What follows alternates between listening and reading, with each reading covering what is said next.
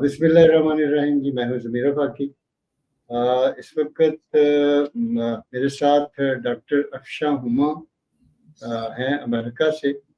आपका तारुफ जो है नाज़रीन, मैं सिर्फ ये बताना चाह रहा हूँ क्योंकि हमने जितने भी प्रोग्राम अभी तक किए हैं इस प्लेटफॉर्म से, और ये ऑनलाइन जो स्ट्रीमिंग है हमारी, इस पे हमारी कोशिश तो यही रही है कि हम मुख्तलिफ जो शख्सियात हैं जो अपने अपने शोबों में महारत रखते हैं, उनकी एजुकेशन हो, कंप्यूटर से हो, इसका जो है ना, हमारे जो स्टूडेंट्स हैं, हमारा जो आज का स्टूडेंट्स है वो काफ़ी ज़्यादा फेडअप है कई हवालों से।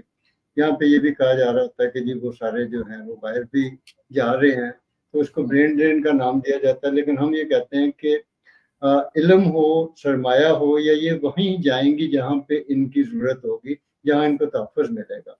तो डॉक्टर साहिबा फुलब्राइट स्कॉलर हैं यहाँ अमेरिका में, और माहिर तालीम हैं, रिसर्चर हैं, और इनका इनके क्रेडिट पे जो तालीम के हवाले से, इल्म के हवाले से, या तालीम के फ़रोग़ के हवाले से बहुत ज़्यादा इन्होंने काम किया। तो हमारी ये खुशकिस्मती है कि आज हमने, बल्कि काफ़ी दिनों से कोशिश हो रही थी डॉक्टर साहब हमें वक़्त दें, तो इन्होंने कोई 1 हफ़्ता पहले हमें वक़्त दिया था आज के दिन का, तो जिसकी हमने अनाउंसमेंट भी की अपने सारे सोशल मीडिया पेजेस के ऊपर। तो लोगों ने मतलब डॉक्टर साहब को बहुत सराहा भी।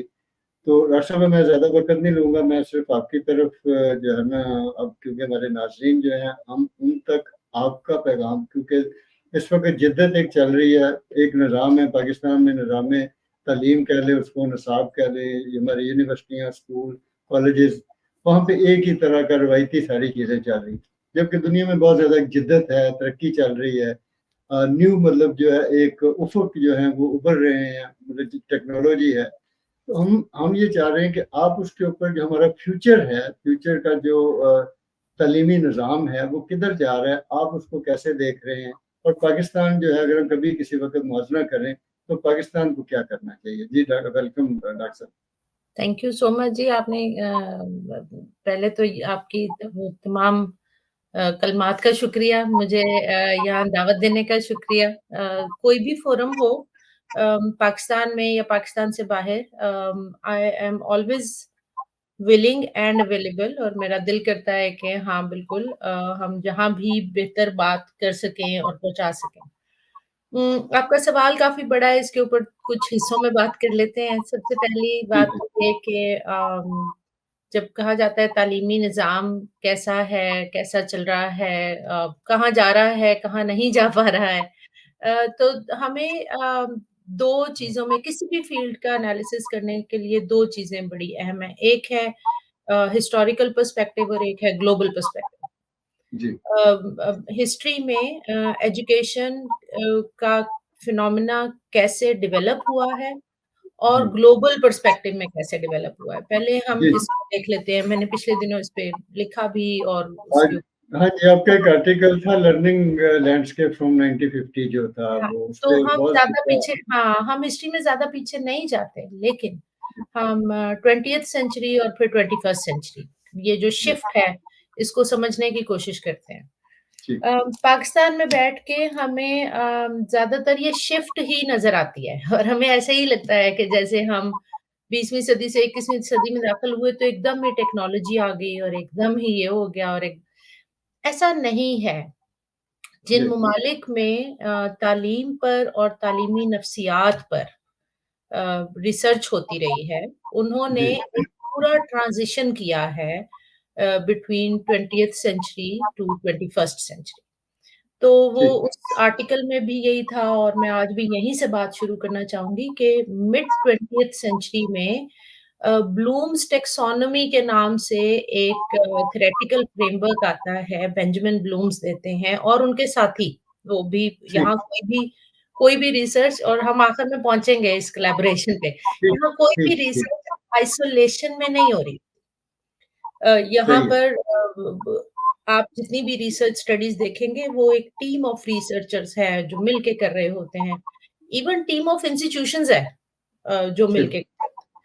हुँ, तो हुँ, 20वीं सदी में ब्लूम्स टैक्सोनॉमी एक इतना बड़ा लीप था जी, एजुकेशनिस्ट के लिए कि हुँ, समझ में ये आया कि अच्छा, एजुकेशन में कॉग्निटिव, अफेक्टिव एंड साइकोमोटर, यानी बच्चे की ठीक। ज़हनी इस्तेताअत को भी बढ़ाना है, जी हाँ। उसकी सोशल इमोशनल लर्निंग को भी बढ़ाना है अफेक्टिव डोमेन में, जी। और फिर हुँ। उसकी फिज़िकल बीइंग पूरी की पूरी, साइकोमोटर से मुराद है पूरा फिज़ियोलॉजिकल सिस्टम उसका, जो जो उसकी एक फिज़िकल बॉडी है। तो हुँ, एजुकेशन में ये तीनों डोमेन्स इंक्लूडेड रहने चाहिए। और फिर उस टैक्सोनॉमी का ठीक फ़ायदा है। ये हुआ कि उसने लीस्ट लेवल से लेके टॉप लेवल तक एक हुँ, हायरार्की बनाई, एक टैक्सोनॉमी बनाई, जिसमें पता चलता है कि अच्छा हम डेवलपमेंट को देखेंगे कैसे? हमें कैसे पता ठीक हो चलेगा गया। कि बच्चा कॉग्निशन की हुँ, किस स्टेज पे है? दुनिया में बहुत काम सही है। हुआ, by the end of 20th century हम यहाँ पहुँचते हैं तो बहुत काम हुआ हायर ऑर्डर थिंकिंग स्किल्स। अब हमें वो लफ्ज़ जी। पता है क्योंकि हमारी बीएड की, एमएड की किताबों में, साइकोलॉजी की किताबों में मौजूद हैं। हुँ, पाकिस्तानी जी। हुँ, हुँ। एजुकेशन सिस्टम पे अब यहाँ से बात शुरू होती है कि क्लासरूम के अंदर हमने नॉलेज, अंडरस्टैंडिंग और एप्लीकेशन, मैक्सिमम एप्लीकेशन, यहाँ जी, से आगे हम बच्चे को नहीं लेके। ठीक है। अच्छा, इसको हम ऐसे समझ ठीक। लेते हैं कि हम उनको फिज़िक्स, केमिस्ट्री, बायोलॉजी पढ़ा रहे हैं, समझा भी रहे हैं, नॉलेज भी दे रहे हैं, उसकी अंडरस्टैंडिंग भी बिल्ड जी, करवा रहे हैं, लेकिन फिर उसके बाद हम उन्हें कहते हैं कि लैब में ये फलां-फलां एक्सपेरिमेंट्स कर लें, तो हमें लगता है कि एप्लीकेशन तक हम ले गए। चलें तस्लीम कर लेते हैं कि हम ले गए, ठीक हो गया। उसपे भी मेरी क्रिटिक है कि आप तो हुँ, हुँ। उनको एक्सपेरिमेंट भी लिखा हुआ देते हैं, आप तो उनको गुड। एक्सपेक्टेड रिजल्ट्स भी लिखे हुए देते हैं, तो एप्लीकेशन भी वहाँ तक नहीं गई। एनीवे अ, वहाँ तक पहुँचे, उससे आगे जो हायर ऑर्डर थिंकिंग स्किल्स थी ना, ज़मीर साहब उस पे कभी काम ही नहीं हुआ, ट्रूली स्पीकिंग। ओह! हाँ, बिल्कुल इसी के ऊपर मतलब जो थोड़ा-सा जो है ना हाँ, आपने बड़ी खूबसूरत बात की है मतलब उसकी जो अभी बताई अपने आर्टिकल के हवाले से भी कि बच्चे की ज़हनी इस्तेदाद क्योंकि आप माहिर नफ्सियात भी हैं और इंसान के ज़हन को या बच्चों के ज़हन को पढ़ भी लेते हैं। आपका फिर ये भी आपको एक रहा कि आप पाकिस्तान के मुख्तलिफ़ अदारों में आपने रिसर्च की, आपने अपना ये सारी जो सर्विस फ़राहम की। फिर अभी आप अमेरिका में वहाँ से एक नया इल्म जो है ज़ाहिर है एक सीखा जा रहा है ना। तो हम ये चाहते हैं कि हमारा जो आज पेरेंट्स हैं, ख़ुसूसन क्योंकि पेरेंट्स भी काफ़ी डिस्टर्ब हैं बच्चे के साथ। मैं भी अगर वालिद हूँ, तो अपने बच्चों के हवाले से मैं होऊँगा। तो हमारे यहाँ तो स्कूलों में अभी दूर-दूर तक जिन बातों का आप ज़िक्र फ़रमा रहे हैं, इसका कहीं शायबा तक नज़र नहीं आता। तो हमें तो अच्छा, मतलब ये आप अभी जैसे लोगों से हमें तो रहनुमाई चाहिए। अच्छा, अभी आपका जुमला बड़ा इंटरेस्टिंग है, मैं इसको एज़ अ सोशियोलॉजिस्ट भी थोड़ा-सा अनपैक करती हूँ, कि हमें जी, करीब-करीब नज़र आता है, दूर-दूर नज़र नहीं आता। ये हमारी सही है। ये हमारी एक कौमी रवैया है। हम ना इस्लामाबाद के करीब-करीब तब्दीली ले आते हैं और हमें लगता है कि हमने ठीक है। तब्दीली कर ली है, ठीक है? और हम हुँ, दूर-दूर तक हुँ, नहीं लेके जाते उसको। तो जैसे ही कोई सही है। कहता है कि ये तो कहीं स्कूलों में नज़र ही नहीं आता, तो मैं कहती हूँ कि ये नज़र आता है। ये फेडरल हुँ, के स्कूलों में नज़र आता है। ये जी, इस्लामाबाद अच्छा, कैपिटल टेरिटरी के करीब-करीब के इलाकों में भी नज़र आ जाएगा। ठीक है? ठीक है। क्यों? क्योंकि जितनी मेजर कॉन्फ्रेंसेज़ हो रही हैं, जितने मेजर इनिशिएटिव्स हो रहे हैं, वो सेंट्रलाइज़्ड अप्रोच पाकिस्तान की किस्मत में अभी तक 18th अमेंडमेंट के बाद भी सेंट्रलाइज़्ड अप्रोच हम उससे बाहर ही नहीं आ रहे, हमें समझ ही नहीं आ रही कि जैसे हमने कहा कि बच्चे को अपनी इस्तिताअत के मुताबिक सीखने दिया जाए, सिमिलरली इलाकों को भी अपनी इस्तिताअत के मुताबिक सीखने दिया जाए। अ, एक ठीक मुल्क है। के मुख्तलिफ हिस्से उस एक बॉडी के मुख्तलिफ हिस्से हैं, आप उसकी भी पूरी डेवलपमेंट नहीं होने दे रहे हैं। तो वो एक बड़ी बहस है, उसमें नहीं जाते। हुँ, वापस आते हैं, जो बात आपने की और जो मैं कह रही थी कि हायर ऑर्डर थिंकिंग स्किल्स पैदा करना क्यों ज़रूरी है, था, रहेगा। पेरेंट्स ठीक, को भी इस बात का इदराक होना चाहिए कि हायर ऑर्डर थिंकिंग स्किल्स को सिर्फ़ स्कूल दफ़न नहीं करता। ओके। एक एक लफ्ज़ इस्तेमाल होता रहा कि और मैंने केन रॉबिन्सन को बड़ा फ़ॉलो भी किया, मैं उनकी थ्योरी की बड़ी मद्दाह हूँ। उन्होंने कहा हुँ, हुँ, स्कूल्स किल क्रिएटिविटी, तो मैं लड़ती रही इस नज़रिए से कि क्या एक इंसान जिसके अंदर क्रिएटिविटी हो उसको मारा जा सकता है? तो मैं आज तक हुँ, हुँ, पहुँचते-पहुँचते यहाँ पहुँची हूँ कि स्कूल, असातिज़ा, हेड टीचर जिसका एक बड़ा खौफ होता है और असातिज़ा का हुँ, भी हुँ, खौफ होता है। ये सारे खौफ जी, और घर में बड़ों का खौफ, वालिदैन का खौफ जी। और बड़ा अच्छा ये टॉपिक है, इसके ऊपर हाँ, किसी वक़्त हम पूरा एक प्रोग्राम खौफ पे उसमें करेंगे। हमने बंद कर दिया। उसमें हमने हायर ऑर्डर थिंकिंग स्किल्स को मारा नहीं, लेकिन दफन कर दिया। बंद कर। तो हुँ, पेरेंट्स को, हुँ, टीचर्स को मिल के जिस पे काम करना है ना, वो ये है कि ये जो ब्लैक बॉक्स बना दिया है ना, इसको खोलें। लेट अच्छा। Let the child go beyond application. जब वो बियॉन्ड हुँ, एप्लीकेशन जाएगा, तो क्या होगा? क्वेरी रेज़ होनी शुरू हो जाएगी, क्वेश्चन्स रेज़ होने शुरू हो जाएंगे, हुँ, जिसको नाम दिया गया critical thinking. Yes. Critical thinking is higher order thinking, जहाँ से हुँ, एनालिसिस और इवैल्यूएशन शुरू हो जाती है। वो हुँ, आपकी बात का तज्ज़िया करेगा और उस पे सवाल उठाएगा। सही है। ये वो स्टेज है जिसने क्रिएटिविटी तक पहुँचाना था। जी, इन 2 स्टेजेस के बगैर जब तक वो इर्द-गिर्द की चीज़ों का तज्ज़िया नहीं करेगा, जब तक वो तोड़ता-फोड़ता नहीं है, तब तक वो नई क्रिएट भी नहीं कर पाता। सही बात है। ये तो आपकी बात दैट्स बहुत what higher order thinking is. जी, आपकी ये बात बहुत खूबसूरत है, क्रिटिकल थिंकिंग जो है। ये उमूमन हम ये सुनते हैं किसी हाई लेवल की जो मीटिंग्स हैं या जहाँ पर कोई दानिशवर बैठे होते हैं। लेकिन हम अमूमी तौर पे जो मेरा अपना मुशाहिदा है मुख्तलिफ स्कूल्स का, यूनिवर्सिटियों का, कॉलेजेस का, वहाँ पे प्रोफ़ेसर साहिबान भी जो हैं, वो भी बच्चे को डिस्करेज कर रहे होते हैं सवाल करने से। चाचा, वालिदैन, हर बड़े ने हर वालिदैन बड़े भी, ने ठीक है, अपने से छोटे को ना छोटे। बंद किया, उसकी सोच को रोका, ब्लॉक क्योंकि लगाए। सवाल जो है कहा ये जाता है, हमने तो यही पढ़ा कि जी सवाल में ही जो है वो इल्म है। हाँ, तो इसको किस तरह से यानी क्रिटिकल थिंकिंग आप अपनी बात जारी रखिए मतलब क्योंकि मुझे मतलब एक दिन बिल्कुल। याद आया था जी, मैंने कहा बिल्कुल। कि ये एक बड़ा अहम एक सब्जेक्ट है जो स्कूलों में इसके या कॉलेजेस में इसको जो है मैंने सिर्फ तजवीज़ 2000 करनी चाहिए। हाँ, मैंने 2013 में वापस आकर पाकिस्तान, मेरी पीएचडी भी अमेरिका से थी। मैं वापस आई पाकिस्तान 2013 में और 2014 में मैंने जो पहला कोर्स डिज़ाइन किया, वो टीचर्स एजुकेशन में critical thinking and reflective practices का एक कोर्स है, जी, जो कि अल्लामा इकबाल ओपन यूनिवर्सिटी के ओपन सोर्स पे पड़ा हुआ है। उस पे अच्छा, कोई बंदिश नहीं। मेरी यूनिवर्सिटी की अच्छी बात ये है कि we have all the materials available at open source. Okay, तो वो कोर्स अपनी नौयत का टीचर एजुकेशन में पहला कोर्स था। फ़लसफ़े में और साइकोलॉजी में पढ़ाया जाता है, लेकिन टीचर्स को नहीं पढ़ाया जा रहा था और that is all about within education critical theory क्या है और हुँ, क्रिटिकल थिंकिंग की डेवलपमेंट क्लासरूम पेडागॉजी से कैसे होनी है। हुँ, मैं बहुत अरसे तक करिकुलम पे बहस करती रही और हम सब बहुत करिकुलम पे बहस करते हैं, अभी भी लाज़िम है, की जानी चाहिए। लेकिन मुझे समझ में ये आया कि करिकुलम बड़ा ऑथराइज़्ड है हमारे यहाँ। प्री प्लान्ड है, टेक्स्ट बुक कल्चर कॉलोनियलिज़्म से हम निकले नहीं कि किताब दे दो और इससे बाहर नहीं जाने देना। तो फिर मैंने ज़्यादा काम सही है। किया क्लासरूम पेडागॉजीज़ के ऊपर। टीचर ऐसी अच्छा जी। कौन-सी पेडागॉजीज़ यूज़ करे कि क्लासरूम में हुँ, हुँ, पेडागॉजीज़ का मतलब होता है कि आपकी अम, लर्निंग एंड इंस्ट्रक्शन का मिक्सचर प्रोसेस, मिक्स ठीक, प्रोसेस। ठीक है। तो हुँ, हुँ, क्लासरूम में इंस्ट्रक्शन एंड लर्निंग के कौन से प्रोसीजर्स इस्तेमाल हों, हुँ, जिनसे बच्चे की वो जो हायर ऑर्डर थिंकिंग स्किल्स हैं, वो खुलनी शुरू हों और उसको गुंजाइश मिले। 2000 2020 में मैंने एक फिर उसको पूरा थ्योरी की शक्ल दिया कि वो पाकिस्तान बेस्ड क्लासरूम्स में क्रिटिकल पेडागॉजी किस शक्ल में हो सकती है to keep it safe.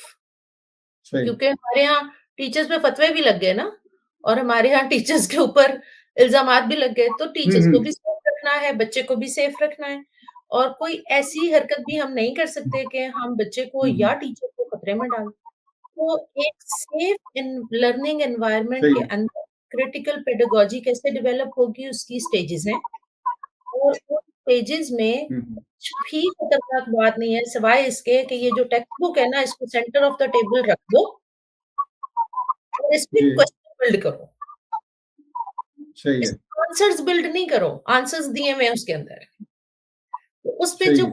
Question build करने की एक्सरसाइज है, उस एक्सरसाइज में हम क्रिटिकल थिंकिंग डेवलप करने का तरीका सिखाते हैं और वो पेरेंट्स के लिए भी लाजिम है। मेरी वालदा अच्छा, ये कितना डॉक्टर साहब, ये कितना जरूरी है क्रिटिकल थिंकिंग, इन थिंकिंग जो है ये इंसान के, स्टूडेंट्स के, इसके आगे बढ़ने के लिए, और इसको किस तरह से अडॉप्ट किया जाए, कैसे उनको मतलब जो है ना समझाया जाए कि इसको जो है इसकी तरवीज करें, या इसके लिए टीचर्स जो है अच्छा हमारे यहाँ तो, इसमें क्योंकि मुझे जरा बात छोटा सा कंप्लीट कर लेने दीजिए, क्योंकि एक वक्त था, आपको भी याद होगा, हम भी जब पढ़ते थे, जो सरकारी स्कूलों के जो मतलब हेडमास्टर साहिबान थे, डंडा गाली कान हाँ, मतलब ठीक। इसी से वो स्टार्ट होते थे और बच्चे भाग जाते थे बहुत सारे।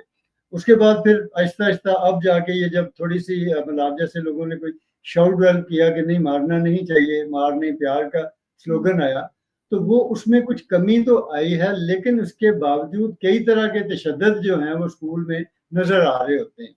तो ज़ाहिर बात है कि ये जो सवाल जब करता है बच्चा, तो आगे टीचर्स के पास शायद उसका जवाब नहीं होता, या उसने वो पढ़ा नहीं होता।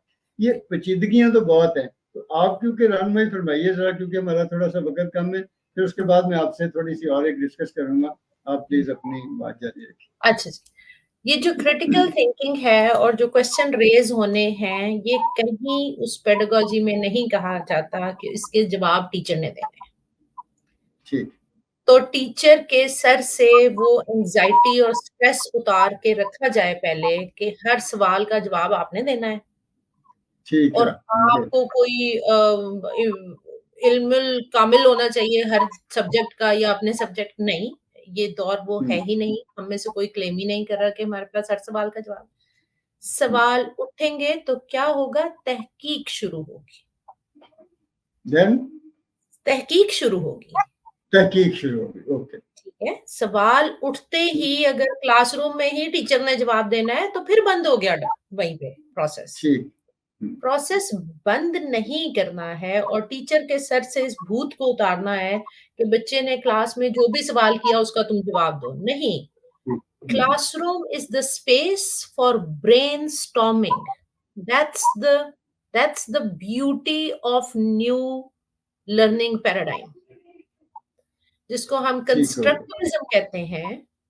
क्लासरूम को की स्पेस को उसमें सवाल क्रिएट करने की जगह कहा जाता है, जवाब देने की जगह नहीं कहा जाता।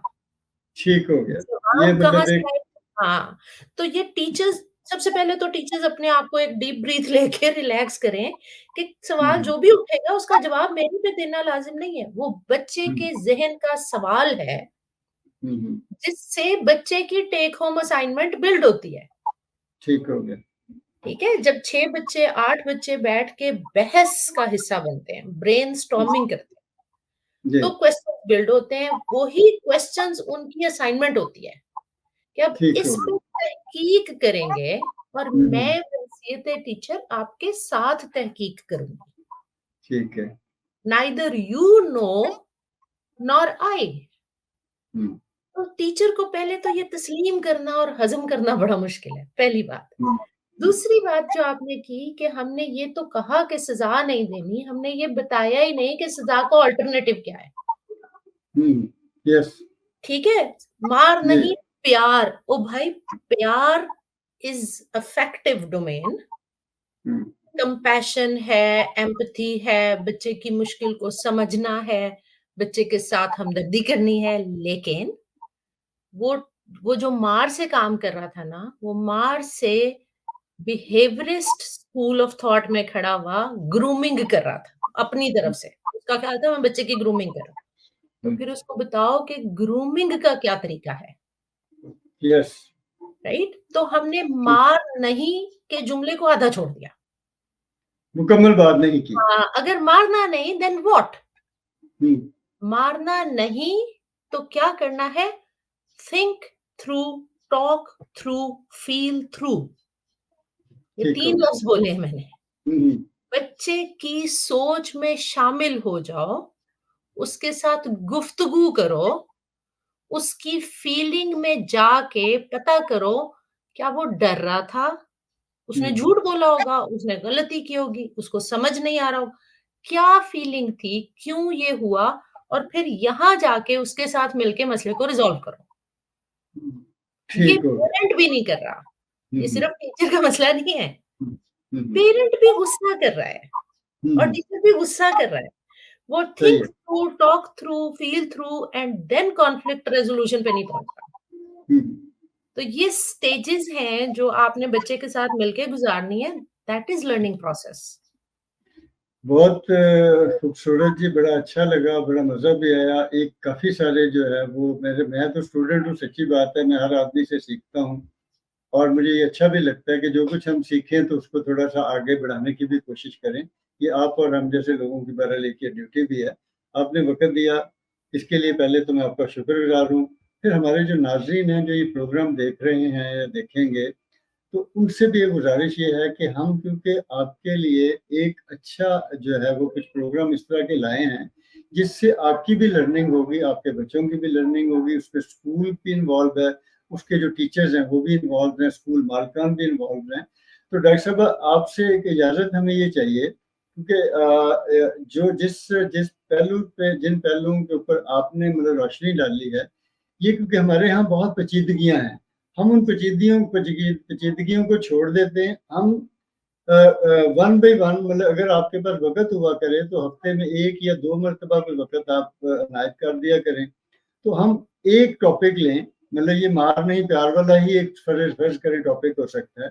इसी तरह से हम बच्चों की किस तरह से मतलब जो हमारे क्योंकि बड़ी कंसेप्शन ये है कि जी हम जाते हैं बच्चे को स्कूल में छोड़ देते हैं और कहते हैं लो जी ये ते तुहाडी ज़िम्मेदारी तुसी जानो तो बच्चा जाने। हम खुद उसमें इन्वॉल्व नहीं होते। हम पेरेंट्स के लिए भी कुछ गाइडलाइन दें, उनके लिए भी काउंसलिंग करें, हम स्टूडेंट्स के लिए भी करें, हम टीचर्स के लिए करें, तो इसको हम थोड़ा-सा डिज़ाइन कर लेते हैं। ये तो पहला एक प्रोग्राम था आपके साथ और मैं उम्मीद करता हूँ अपने हमारे जितने भी नाज़रीन हैं, वो इसको देखेंगे भी और इससे लर्न भी करेंगे। तो इसमें फिर आपसे आप अपना जो आपका जितना भी मतलब ज़ाहिर-सी बात है आप बहुत ज़्यादा हेक्टिक है, आपका शेड्यूल बहुत ज़्यादा हेक्टिक है, आप वहाँ पे तो लेकिन थोड़ा-सा वक़्त हम चाहेंगे, वीक में 1 आधा या 2 हो जाएँ तो बहुत अच्छा होगा, फिर हम उसपे ये महीने में भी एक हो गया तो बड़ी बात होगी सर। हाँ, ये व लेकिन आपका वक़्त देखना है वीक ना में तो नहीं हम होगा, हाँ, वीक में नहीं वीक नहीं होगा, हो महीने में कोई एक हो जाएगा। चलें, बहुत शुक्रिया, थैंक यू वेरी मच। नाज़रीन आपने डॉक्टर अफ़शा हुमा की गुफ्तगू सुनी। बुनियादी तौर पे सच्ची बात है कि मैंने भी ये कुछ वर्ड्स, कुछ चीज़ें, कुछ इस्लाहात जो हैं, वो फर्स्ट टाइम सुन रहा हूँ। तो हमारा जो स्कूल का टीचर्स है, जो हमारे पेरेंट्स हैं, हमारे जो स्टूडेंट्स हैं, बच्चे तो ख़ैर क्योंकि बच्चों को तो हम बिल्कुल बरिल-ज़िम्मा करार देते हैं, लेकिन बच्चों की भी कुछ न कुछ रिस्पॉन्सिबिलिटी कहीं न कहीं होती है। नहीं, तो ये मिल-जुल आज के दौर के बच्चे जानते हैं ये लफ्ज़, हम नहीं जानते। जानते हैं ना जी। बच्चे तो जानते हैं। उसमें ये है कि हमारी कोशिश तो ये है कि हम कुछ न कुछ कोई न कोई नई बात लेकर आपके सामने आएँ। आप हमारे साथ रहिए, हमारे मतलब इस चैनल को सब्सक्राइब भी कीजिएगा, हम इसे शेयर भी करें और अपनी राय जो है आपका कोई सवाल हो तो हमें कमेंट बॉक्स में ज़रूर लिखिए, तो ताकि हम हमारे जो माहिरीन हैं हम उन तक आपके सवाल पहुँचाएँ और वो आपको जवाब भी दे सकें। मुआशरे की इस्लाह मतलब ज़ाहिर-सी बात है कोई एक आदमी कर नहीं सकता और फिर हम मुकल्लफ़ नहीं, हम अपने सिर्फ़ इतने ही मुकल्लफ़ हैं जितनी हम बात कर सकते हैं। रिज़ल्ट ओरिएंटेड कोई चीज़ नहीं होती, हमारा काम है वो क्या कहते हैं नॉक करते रहें, कहीं न कहीं जो दिया है वो जलाते रहें।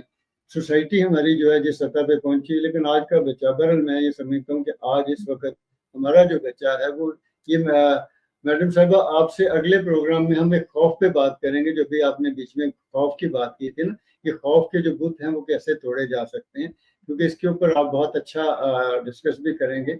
अब हमारे जो स्टूडेंट्स हैं ख़ुसूसन कॉलेज लेवल के यूनिवर्सिटी लेवल के और बिल्कुल रिमोट एरियाज़ के भी बड़े-बड़े मजमे में सवाल करना शुरू हो गए हैं। तो ये बड़ी अच्छी एक मतलब पॉज़िटिव जो है तब्दीली हम देख रहे हैं। तो इससे लगता ही है कि हमारा जो माशरा है वो बहुत अच्छा आगे बढ़ रहा है।